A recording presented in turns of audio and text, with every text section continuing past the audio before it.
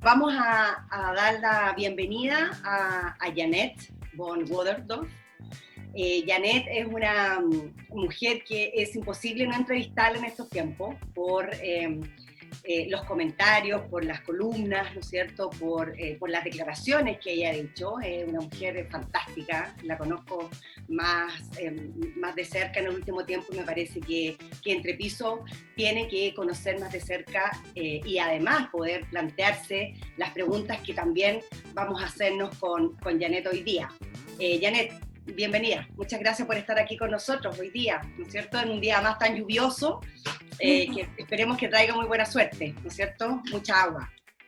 Gracias, Vero, y un gusto, como siempre, hablar contigo también. Gracias, Janet, muchas gracias, para mí también. Bueno, primero vamos a explicar por qué la cocina. Decidimos hacer un espacio que se llamaba La Cocina porque ha habido siempre mucha crítica y mucho recelo con esto de hacer cosas en la cocina, ¿no? Está la sensación que se arreglan o que se deciden cosas a espaldas del resto. Algunos piensan eso, otros cuando ayer hablábamos de que íbamos a hacer esta entrevista en la cocina, nos preguntaban si íbamos a cocinar, que cómo iban a estar en la cocina, como si la cocina fuera un lugar que no existe, la negación. Y yo me imagino que para ti, para mí, la cocina es un espacio súper normal, de hogar, ¿no es cierto? Hacemos todo muchas de las cosas en la cocina. Es decir, es más, ¿cuántas reuniones importantes hemos tenido con el teléfono pegado cocinando en los últimos tiempos? Sí, eso sí que ha sido más, además, ¿no? Sí, muchas veces, cocinando y trabajando al mismo tiempo. Y acá un poco en la cocina porque queremos como ponernos un poquito de acuerdo y queremos conversar sobre cómo cocinamos un nuevo capitalismo, ¿no? Cómo nos empezamos a poner de acuerdo en cuáles deberían ser las condiciones y cuáles deberían ser a lo mejor aquellos principios que deberíamos empezar a defender con más fuerza para poder empezar a tener un nuevo capitalismo, y tú has hablado mucho de eso. Entonces me gustaría preguntarte, Janet, ¿cuáles son tus obsesiones hoy día? ¿Por qué has emergido tan fuertemente con algunos temas que no los has soltado? Que yo los llamo tus obsesiones. Cuéntanos un poco de eso. Me gustó mucho una entrevista ayer que Christian Banken hizo a Ricardo Lagos, al presidente, porque lo parafraseó muy bien diciendo que estamos en un momento clave para la civilización. No es cualquier momento de cambio. Y pienso que efectivamente hoy día no solamente tenemos una crisis sanitaria, sino también una crisis derivado de ello económico, pero ya veníamos con la crisis social antes, y todo esto en conjunto nos lleva a una situación actual donde efectivamente tenemos que hacer una evolución como humanidad hacia un modelo de desarrollo más sostenible. Entonces, es un cambio para nuestra civilización que tenemos que conducir, y siento que todas las personas adultas del momento tenemos una responsabilidad de hacer esto para nuestra futura generación, para nuestros hijos, ayudar que esta transición sea pacífica, y eso implica, para que sea pacífica, de que la élite tiene que co-conducir, colaborar, cooperar con este proceso, porque no se puede hacer una transición pacífica sin involucrar especialmente a los que hoy día sostienen el poder en la economía. Y yo trato de hablarles más en su lenguaje y también de invitarlos a ser parte de este cambio para que justamente sea pacífico y armónico. O sea, de alguna manera tu obsesión ha tenido que ver con poner estos temas en la mesa, pero convencer también a la élite, ¿o no? De todas maneras, como debo decir, y espero que no suena mal, pero de alguna manera soy parte de esta élite, la entiendo, he trabajado en la Bolsa de Santiago, conozco el mundo de la empresa listadas, mi marido es empresario, yo conozco los círculos, conozco la data de la empresa en Chile, cuán transparentes son, cómo cuidan los derechos humanos o no, cuánto transparentan. y veo una brecha tan grande que hoy día ya no basta seguir con el piloto automático, sino tenemos que ponernos en la cocina y hacer cambios de verdad en el menú. Y ese cambio, para que sea armónico, tiene que pensarse junto con la élite, porque si la élite no se involucra en eso, la propuesta solamente pueden ser polarizadas. Es lo mismo cuando tú tienes una cancha que no es pareja, el que tiene el poder en esta cancha es también el que debería ser responsable de emparejar la cancha, porque el que no tiene poder, lo único que le queda para emparejar la cancha es gritar. Y por eso también pienso de que hoy día la élite, no solamente hoy, sino en principio la élite, la expresión de la élite, la sostenibilidad, cuán equitativo, cuán justo, cuán meritocrático, cuánto mercado acepta la élite en los países, es lo que define finalmente la polarización, los polos, incluso a nivel ideológico de un país, porque del tono de la élite depende cuál es el contratono. Y eso es un concepto importante a considerar, porque hoy día efectivamente hay una gran oportunidad de hacer esta transición, pero requiere que la propuesta de transición hacia un capitalismo más equitativo, más sostenible, nazca del seno mismo del que tiene el poder y empoderando a los demás para que hagamos reglas como John Rawls lo postuló, las reglas como si se harían sin que las personas en la mesa conocieran su posición. Entonces, el que hoy día tiene la responsabilidad de mostrar que las reglas no están hechas para la élite, es la misma élite. Y así se define de alguna manera el tono. Es lo mismo que en una empresa a nivel micro. Si el empresario trabaja con el sindicato de una empresa durante todo el año, finalmente define el tono del sindicato. Si el empresario se junta con el sindicato 2 semanas antes del fin del año y trata de hacer un arreglo a lo rápido, superficial, va a tener una respuesta del sindicato más duro de vuelta también. Entonces, el que tiene el poder es el principal llamado a definir el tono y emparejar la cancha, y él es el que define la polarización también en el debate. Bueno, tú llevas muchos años, varios años en Chile, conoces muy bien la élite chilena, conoces también los hábitos, las prácticas, las costumbres, la cultura, y en una de tus últimas entrevistas también fuiste muy crítica de cómo esta conversación y este diálogo se ha dado, ¿no es cierto? ¿Qué crees tú qué es lo que falta en la conversación? Porque se declaran muchas buenas intenciones en esta transición, como tú la llamas, ¿no es cierto? Cambiar el menú, muy bien. Y hay declaraciones que son muy, muy positivas, pero algo pasa. ¿Qué crees tú que pasa ahí? Primero, hay una falta de entendimiento de que finalmente nuestro sistema capitalista, sin miedo decirlo así, el sistema capitalista que se refiere a todo lo que tiene que ver con el capital, con la inversión, con la acumulación de capital en la economía. Que nuestro sistema capitalista, con todos sus rasgos, que en realidad no es un sistema porque no fue planificado como tal y justamente le carece una regulación más sistémica, incentivos más sistémicos para que este capital funcione financiando la innovación y siendo meritocrático, dando acceso democrático a emprendedores y dejando beneficiar del aumento valor del capital también a más amplias partes de la sociedad. Todo esto en realidad está en relación con nuestra democracia misma. Y Branko Milanovic, el economista, dijo en una entrevista reciente de que ya es una idea vieja de autores como Platón, Aristóteles, Montesquieu, de que el sistema capitalista está en una relación armoniosa con el sistema democrático mismo, lo que implica que cuando hay una alta concentración en el capitalismo, cuando unos pocos tienen el capital, cuando hay poca meritocracia, cuando hay poca movilidad social, eso mismo pasa en nuestra democracia también. Los dos no son separables en el hecho. Y lo que pasa, tu pregunta, Vero, ¿por qué entonces, cuáles son los piedras de tope? Debo decir que la élite, yo creo, no lo hace a propósito o a conciencias como uno quizá pensara. Considero que hay una porción importante de automentira en el sentido de pensar que efectivamente estamos bien.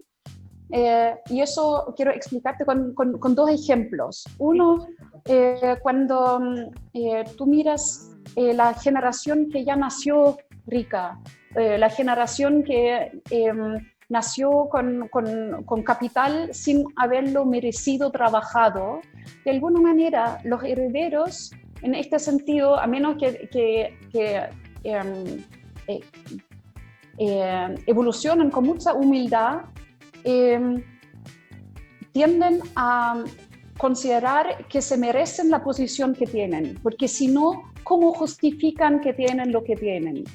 Eso en la economía de comportamiento se explica justamente con dos tensiones que tenemos los seres humanos, todos, que es uno, la tensión de querer maximizar el beneficio propio, y por el otro lado, la tensión de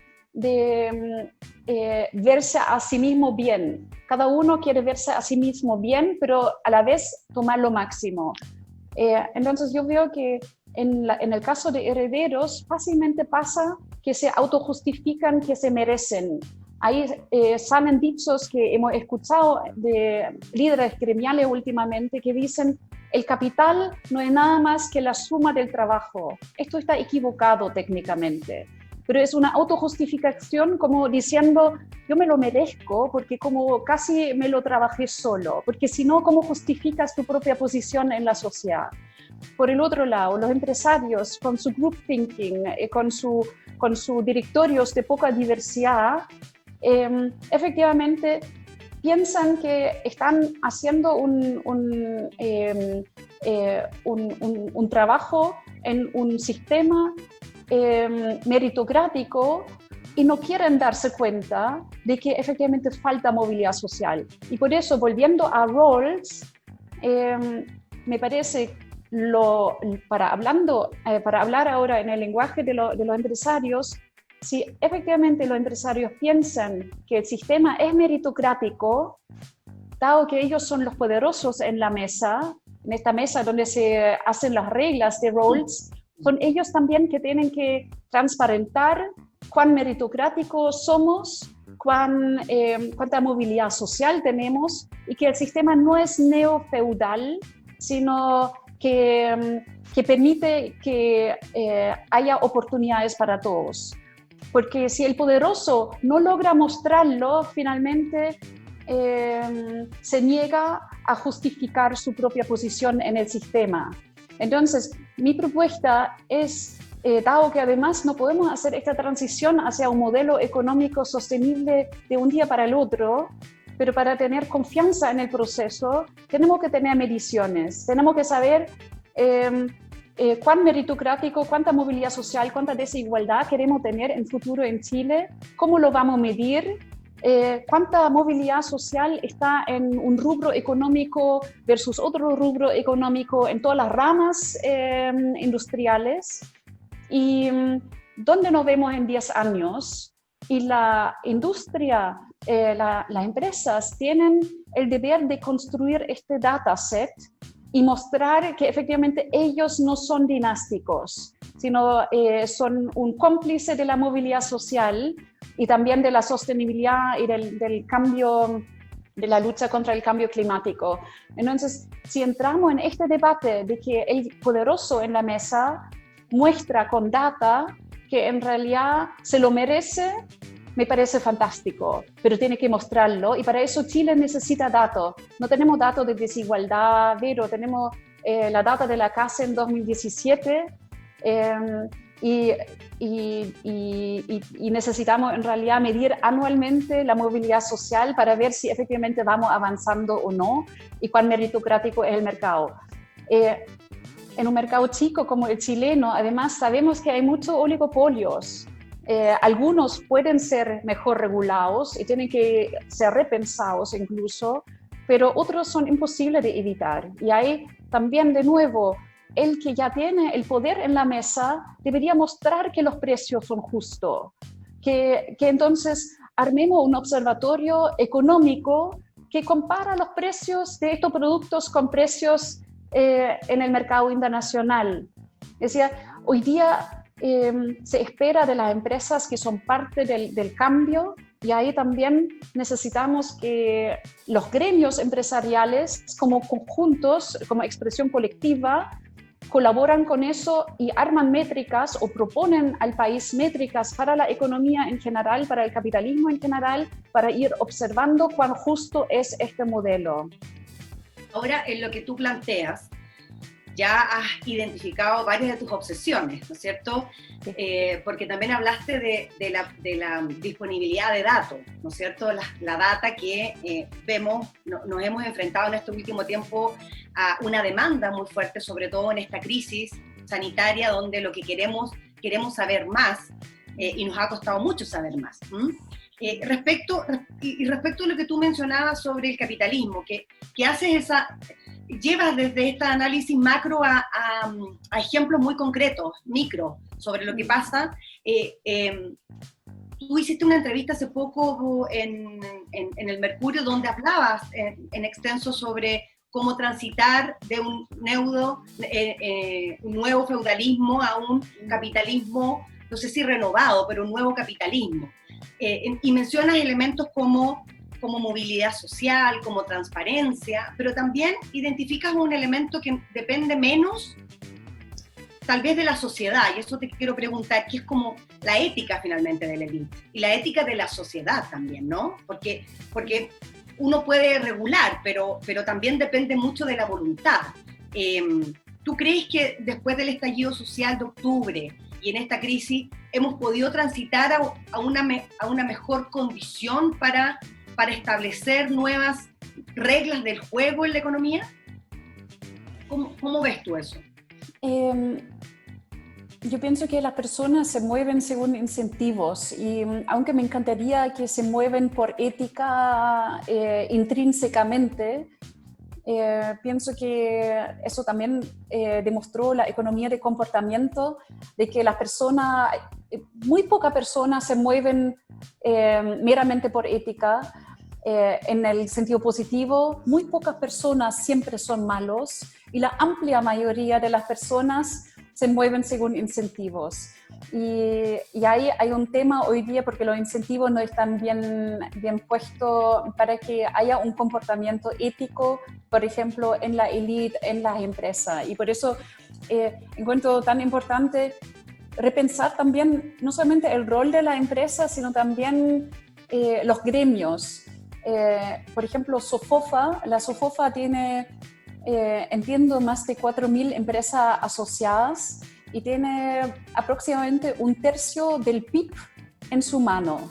Entonces, cuando la SOFOFA no impulsa este cambio hacia un nuevo modelo o cuando sencillamente silencia el debate, finalmente también da un mensaje. Y eso es delicado porque siento que cuando hoy día la élite no es capaz de tomar el momentum y de llamar a una evolución del modelo a nivel sistémico medible, a nivel país medible, si la empresa no impulsan un marco anticorrupción, un marco para un mejor clima, para cuidar la biodiversidad para las futuras generaciones, la empresa misma debería hacerlo a través de los gremios. Si no hacen eso, finalmente benefician todas las voces revolucionarias que piden un cambio violento. Y eso es un aspecto que encuentro central para hacer un llamado a los gremios, porque ellos juntan las voluntades y quizá estructuralmente nunca han tenido tanta demanda y tantos desafíos como hoy día, porque finalmente vemos que los gremios también son pequeñas organizaciones que representan un tercio del PIB, pero no son un tremendo staff tampoco. En la SOFOFA hay un equipo ejecutivo que trata de evolucionar en buenas prácticas que son muy interesantes, pero ahora tenemos que evolucionar y pensar cómo una SOFOFA, una CPC, pueden salir del modo automático de los últimos años y realmente mostrar avances medibles. Y ahí me gusta mucho el modelo alemán que implica darle a las empresas un espacio de autorregulación. Si en 2 años o en 1 año la empresa no muestran avances en medición de debida diligencia de derechos humanos en las empresas, se regula. Y lo mismo me encantaría que pase en Chile y que el gobierno tiene que conducir este discurso. Señores SOFOFA, señores CPC, en tal plazo usted tiene que tener una propuesta medible sobre movilidad, sobre sostenibilidad, cambio climático, el marco regulatorio anticorrupción, lavado de dinero, y si de ahí en un plazo definido no hay avances, tiene que haber una regulación mucho más rigurosa, pero dándole primero la opción de que la propuesta nazca de los gremios mismos, de las empresas, y eso requiere que los gremios fortalezcan su rol y toman en serio que hoy día en una parte importante de ellos depende cómo hacemos esta transición hacia un nuevo modelo económico más sostenible. Bueno, hay varias voces que se están también levantando en la misma línea que estás planteando tú. Hubo hace poco una carta que se firmó para, de alguna manera, incentivar un cambio del tipo de inversión que se va a hacer, del tipo de gasto público que se va a hacer. Y en ese contexto te quería preguntar un poco sobre tu rol, como hoy día como presidenta de la Comisión de Gasto Público. Has impulsado fuertemente una discusión que desde afuera uno lo podría decir, criticando también al propio gobierno, ¿no es cierto? Empujando al ministerio a salir de un status quo en términos de gasto público, en términos de información, de data, de mirar de otra manera el gasto público. Cuéntanos un poco de eso. No todos saben cuál ha sido tu rol y me parece que es muy necesario, sobre todo ahora que estamos aumentando mucho el gasto público. Este año tal vez el año que tenemos el presupuesto más grande, que nos vamos a endeudar también mucho, y tú pones algunas condiciones por lo que hemos discutido. Cuéntanos un poco de esas discusiones. Sí. Acá lo interesante, Vero, es que también estamos hablando de data finalmente y de poder entender de que cuando conozcamos el desempeño de un hospital, por ejemplo, comparado con otro hospital, normalizado por complejidad, que permite entender cuánto gasta por paciente equivalente en un hospital versus otro hospital, y cuando estos datos son públicos, que hoy día no lo son, eso produce una presión de elevar los estándares, especialmente en los hospitales que hoy día tienen problemas de eficiencia en su gasto, control en su gasto. Entonces, lo mismo que me encanta ayudar a pensar para la economía, donde deberíamos tener más transparencia para comparar las empresas, comparar los administradores generales de fondos según el portfolio que tienen y cómo gestiona este portfolio su riesgo en materia medioambiental, social.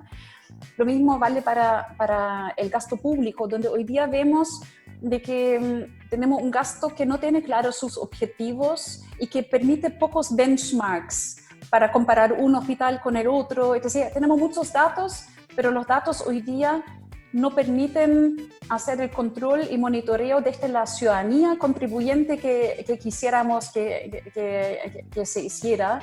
Y en la Comisión de Gasto Público, donde por transparencia debería decir, eres tú la persona que impulsa justamente en la subcomisión, porque es una comisión de 16 personas, se enfoca en los temas de transparencia y participación ciudadana, que tú lideras, y yo veo con un grupo de trabajo con la otra subcomisión los temas de eficiencia del gasto.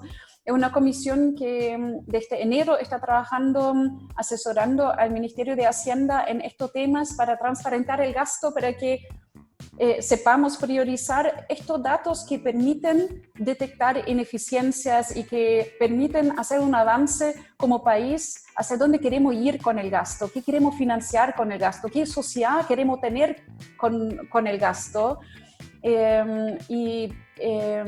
Y me parece la data juega un rol importante, y eso es lo que estamos promocionando con varias recomendaciones, y me parece muy destacado, aunque estemos atrasados en transparencia fiscal en Chile, en las mediciones internacionales, me parece muy destacado que el ministro de Hacienda, Ignacio Briones, haya armado esta comisión para sacar al Ministerio de Hacienda al pizarrón. Estoy ocupando la misma palabra que Slaven Ratsmilik usó cuando se armó esta comisión y cuando se presentó en la Comisión de Hacienda de la Cámara de Diputados.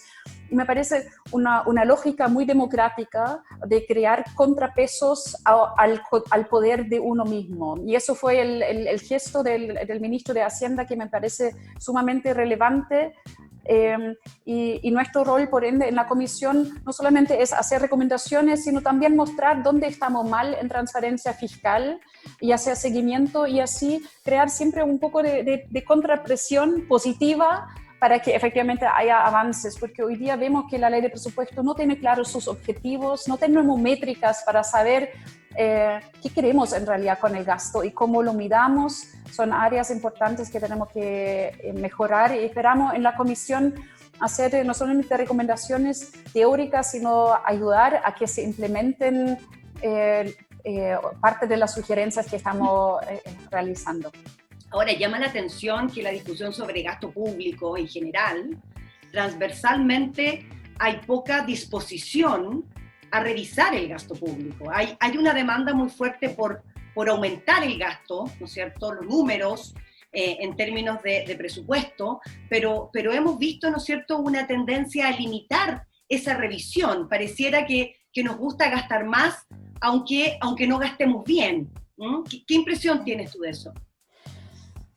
Mi impresión es que acá el mundo político tiene tanta captura como la élite de la economía, porque cuando nosotros decimos aquí en la crisis todos tenemos que contribuir, y cuando exigimos a la élite económica que contribuya, que distribuya su poder, por el otro lado también hay una captura y una élite política que tiene captura sobre el gasto, sobre el empleo público, sobre el gasto público, y donde hoy día no basta que los partidos políticos piden que se hagan cheques para pagar bonos, sino ellos mismos tienen que ser aliados en el momento en el cual vamos a endeudar al país a través de este pacto que Hacienda y el Congreso hicieron por los $12.000 millones por 24 meses.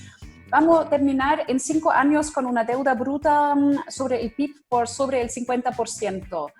Es un punto de inflexión, y aunque hay espacio todavía, se dice Europa tiene un 60% como deuda bruta sobre el PIB como meta, como límite. Chile todavía tiene algo de espacio, pero nuestras instituciones quizá son mucho menos sólidas de lo que hemos pensado, porque justamente no se controla bien lo que se hace con el gasto público. Tenemos un empleo público al cual le falta meritocracia, y el gran llamado es que la élite política, junto con el mayor endeudamiento, toma el momentum también para comprometer a lo menos los ejes, los principios de una reforma presupuestaria que permite realmente poner más transparencia en el sistema, y que el gasto tiene que rendirse cuenta según objetivos medibles. Yo veo también algo que en toda la democracia pasa, Verónica, de que en el Congreso se hacen muchas negociaciones condicionando los votos, es decir, llega el gobierno para impulsar un proyecto de ley y en el Congreso el parlamentario A dice, yo te doy mi voto, pero solamente si me pavimentas la calle en mi isla, que es parte de mi distrito. Estas son negociaciones que uno podría decir son típicos, son lamentables desde el punto de vista del bien común, porque son negociaciones incompatibles finalmente y que pueden limitar al chantaje o a la corrupción. Y hoy día, lamentablemente, es a la hora de que en la moneda o la SECPRES los roles no han sido de mayor peso en el Congreso, que es algo justamente que entiendo que el último cambio ministerial trata de mejorar, pero cuando la SECPRES no ha sido un peso en el Congreso, este peso cae en Hacienda. Y ahí vemos que un Ministerio de Hacienda que tiene la chequera tiene que enfrentarse con estas micronegociaciones que son sensibles porque finalmente atentan contra la calidad del gasto público.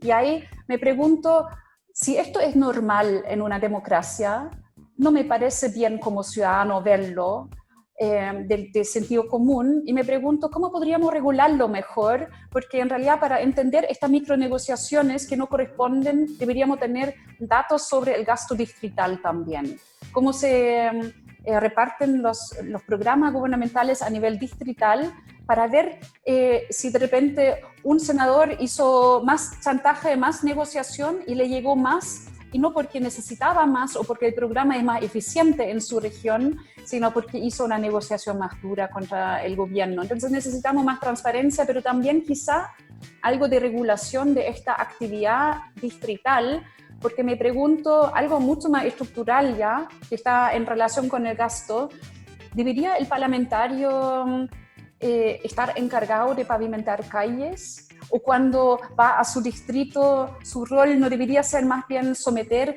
a debates ciudadanos su agenda legislativa? Porque su rol es legislativo, no es de lobbyista frente al gobierno para que se pavimenten calles. Y ahí se confunde una parte del rol legislativo del parlamentario que me parece debería dar a un debate más profundo para evitar estas negociaciones que son incompatibles y que finalmente hacen que en el Congreso hay poco interés por el buen gasto público.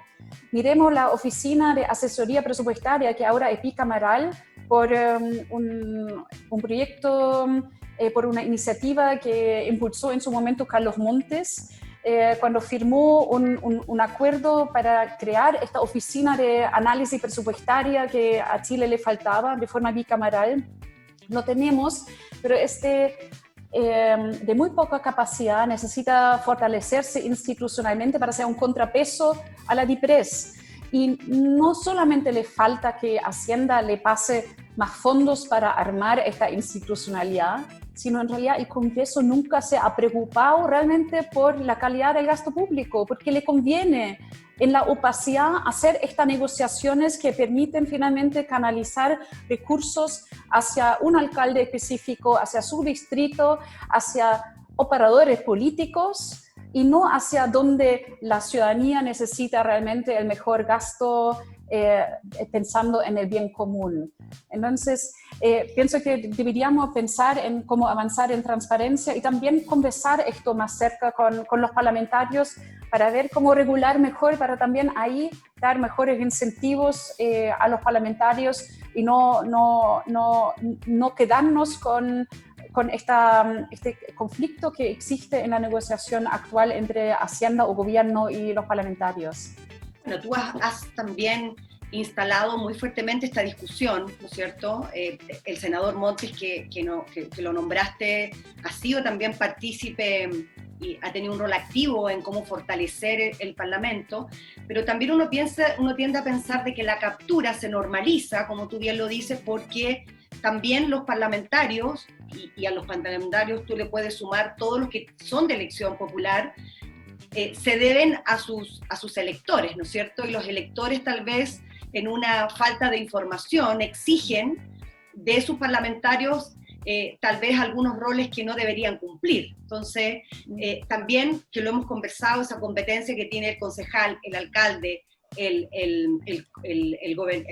ahora los gobernadores regionales, los diputados, los senadores, todos compiten de alguna manera por el mismo voto en algún momento. La misma persona está siendo atrapada, ¿no es cierto?, o tratando de ser convencida para votar o por uno o por otro. Y ahí, ¿cómo crees? ¿Tú crees que en algún momento lo mencionaste también en otra entrevista de una experiencia que hubo en Gran Bretaña, entiendo, sobre esta comisión de justicia económica, ¿ah?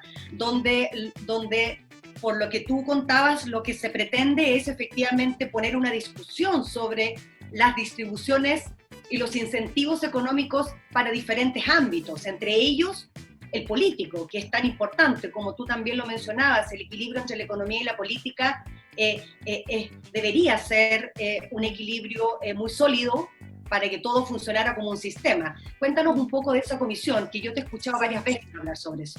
Sí, feliz.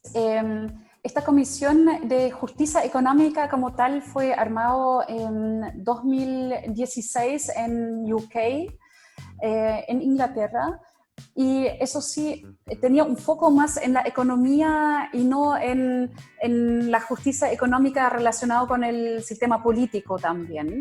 Pero me parece muy interesante lo que planteas, Vero, en el sentido de decir, si armamos aquí una comisión económica, no es justo tampoco pedir más contribuciones, el debate tributario que va a venir, pedía más tributación, más justicia económica al mercado, mientras el Estado mantiene sus capturas. Entonces, lo uno tiene que venir junto con reformas también en el otro lado y tiene que ser condición para pedir más contribución, porque lo peor podría ser endeudarnos para dar más beneficio a la ciudadanía y que esto finalmente queda atrapado en la ineficiencia y la captura del Estado.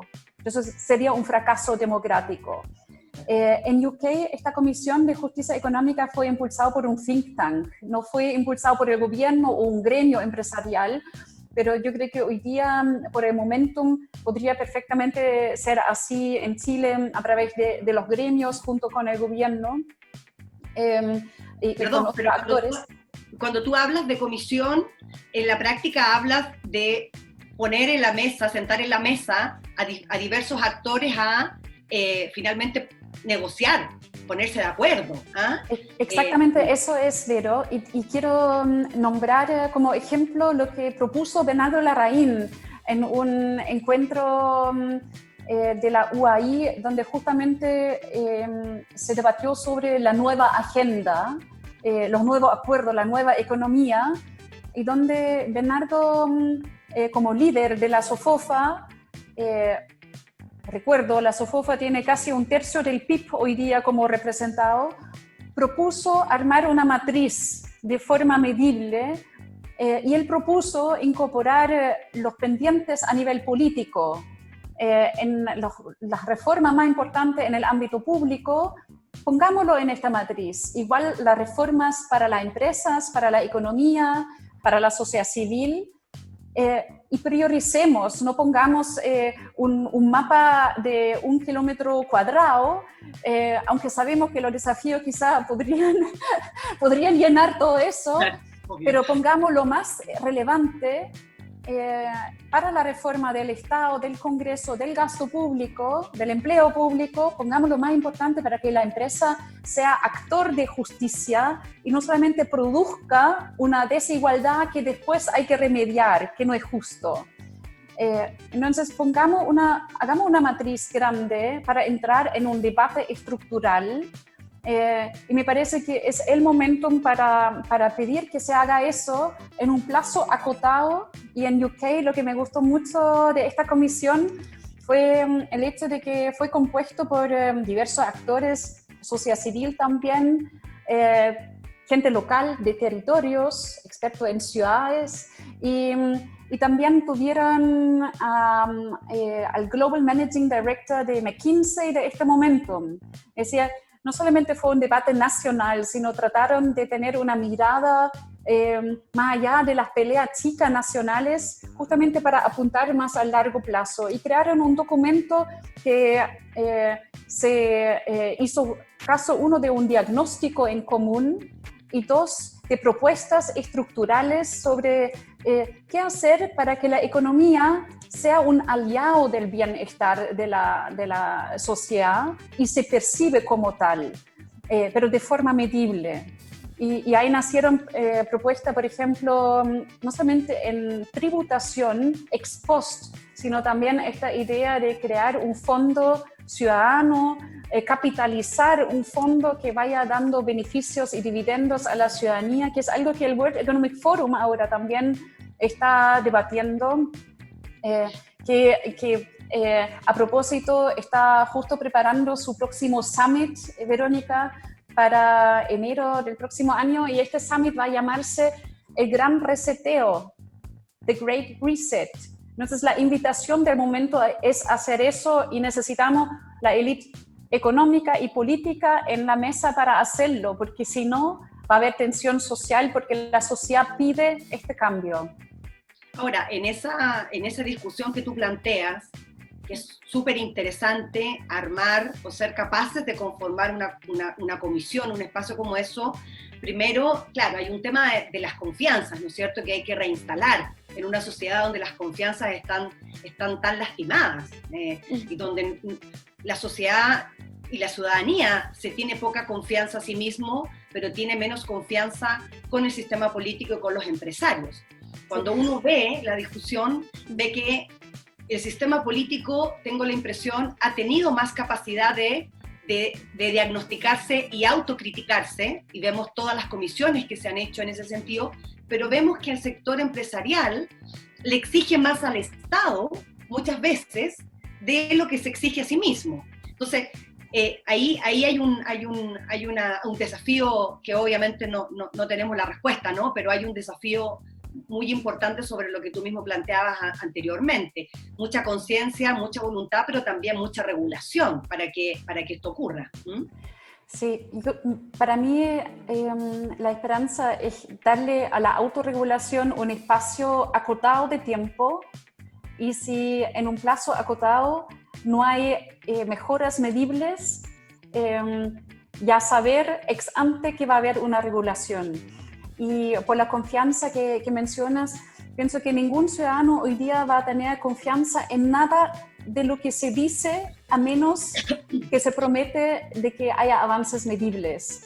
Y esto es como la gran esperanza para mí, de que cuando la política puede decir de que en tal plazo va a haber un cambio y todo nuestro presupuesto va a medir el bienestar de los ciudadanos, la cohesión social, el estado del capital natural en nuestro país, el ministro de Hacienda, la ministra de Hacienda va a tener que rendir cuenta anualmente sobre estos temas medibles, voy a empezar a creer más en el gasto público.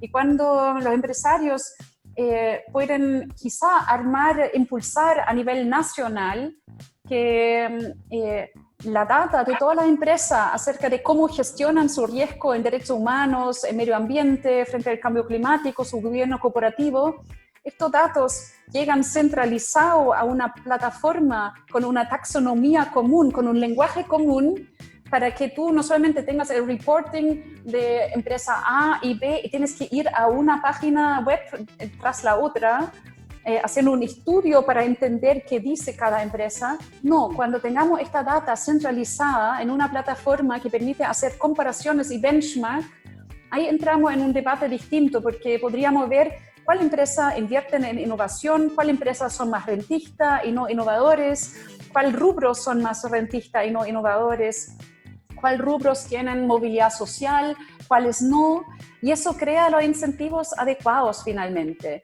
Y me parece muy interesante también, como al inicio de la entrevista mencioné a nuestro presidente Ricardo Lagos, en la entrevista que dio a Christian Banken hace poco, dijo de que deberíamos escuchar más a Wall Street.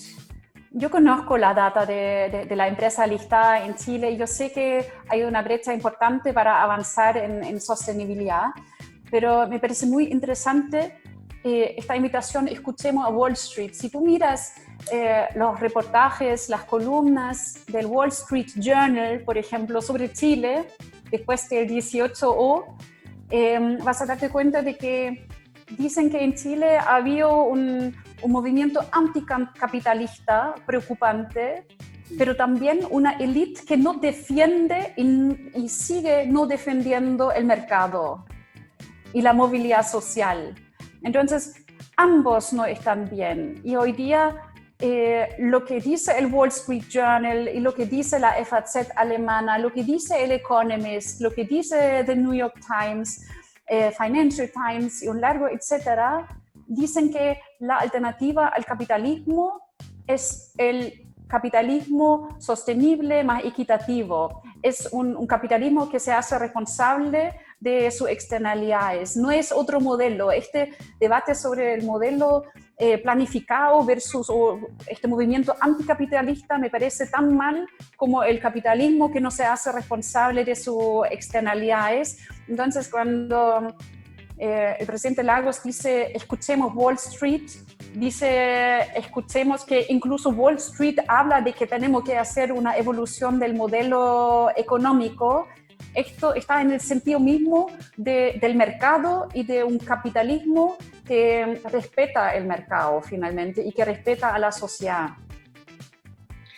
Bueno, grandes temas, ¿no? Grandes temas donde se requiere mucha voluntad también, mucha voluntad política, mucha voluntad ciudadana. Los ciudadanos también tienen un tremendo rol que cumplir acá, sobre todo en la exigencia de empoderarse y como lo hemos visto, pedir, exigir otras reglas del juego. Ahora, el temor está, como tú lo planteas, en que estos movimientos anticapitalistas llevan finalmente a una incapacidad de poder discutir, de poder sentarse a conversar, a ponerse de acuerdo. Y yo me imagino que es parte de lo que tú estás planteando, o sea, cómo no perdemos ese principio de conversar en paz, no perdemos esa capacidad de seguir construyendo una sociedad mejor. En ese sentido, tú, teniendo la experiencia de Chile, que ya llevas muchos años, ¿cuál crees tú que sería como el impostergable en términos de empezar a cambiar desde ahora? ¿Qué deberíamos tomar como gran reforma, como gran transformación, ahora ya, desde ayer, digamos?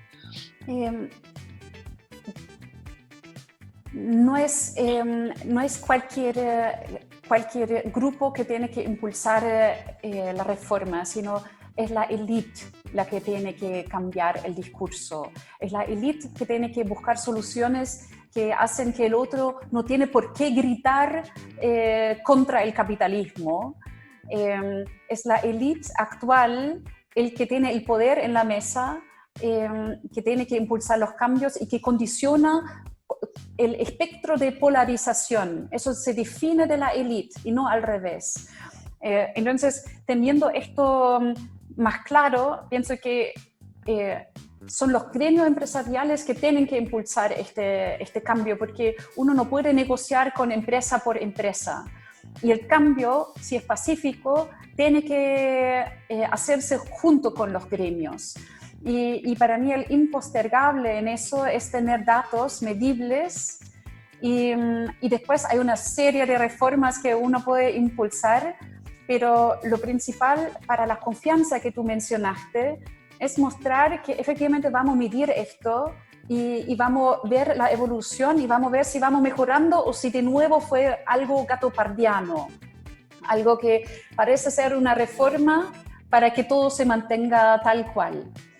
Y entonces, en este sentido, si tendríamos datos que muestran la evolución de la economía, de la movilidad social, la desigualdad de capital, de ingresos, tenemos que ponernos de acuerdo primero cómo vamos a medir eso. Y ahí hay un desafío gigante y de nuevo siento que los empresarios, la empresa son los principales de impulsar este cambio o de enfrentar la realidad. Hoy día vivimos en tiempos en los cuales los data brokers saben si tú cocinas más con aceite de canola o de maravilla, para volver a la cocina.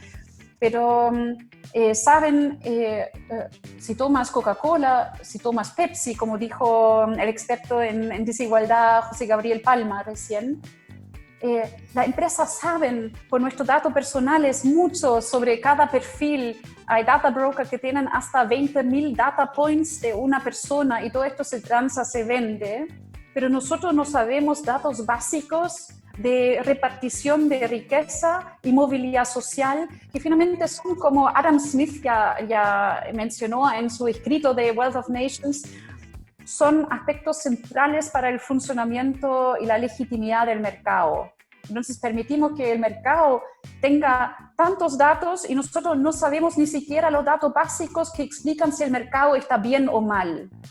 Y por eso una de las tareas más importantes de nuestra época es medir cómo estamos con datos. Y eso implica tener que medir la desigualdad de ingresos, acercarnos a una desigualdad de capital, saber medirlo también, y con eso, ante todo, medir la movilidad social, quién se mueve y dónde hay estancamiento, o porque la persona no avanzan en las empresas, porque las empresas tienen capturas que permiten que gente de distintos niveles no avanzan haciendo carrera en la empresa, porque siempre son los mismos que hacen carrera en las mismas empresas, o porque no hay acceso democrático a innovadores, emprendedores que necesitan capital, pero también ahí el mercado no siempre funciona de forma justa, porque emprendedores como Notco, que necesitan capital para crecer, finalmente tienen que buscar capital por fuera.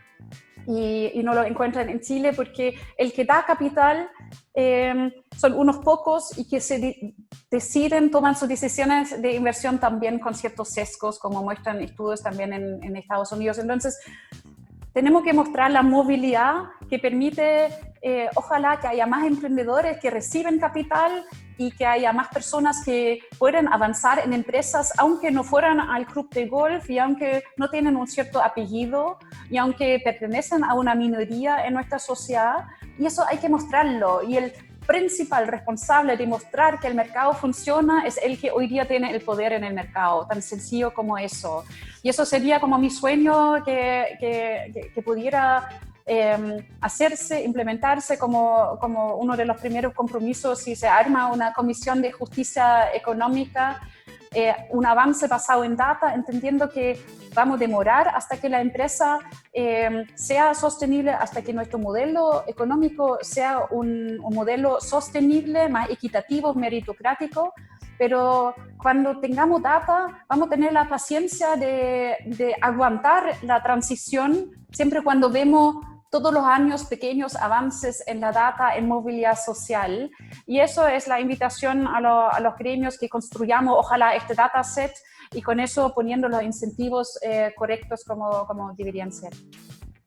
Bueno, Janet, te agradezco inmensamente esta entrevista. Siempre es un gusto escucharte.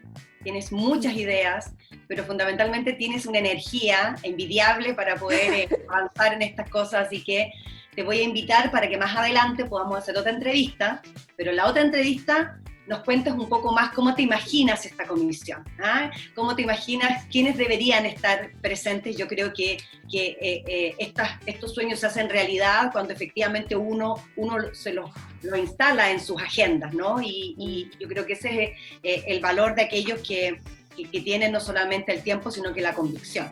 Así que vas a estar cordialmente invitada para una futura entrevista. Te agradezco, muchas gracias por acompañarnos y que tengas una muy bonita tarde, Janet. Gracias, Verónica y todos, y feliz de conversar de nuevo. Espero que ojalá logremos impulsar esa idea de materializar los acuerdos de forma medible a nivel país, y muchas gracias por el debate abierto. Gracias a ti. Tú sabes que cuentas conmigo para eso, así que de todas maneras pongamos el empeño. Que estés muy bien. Fantástico. Igual. Chao. Chao, chao.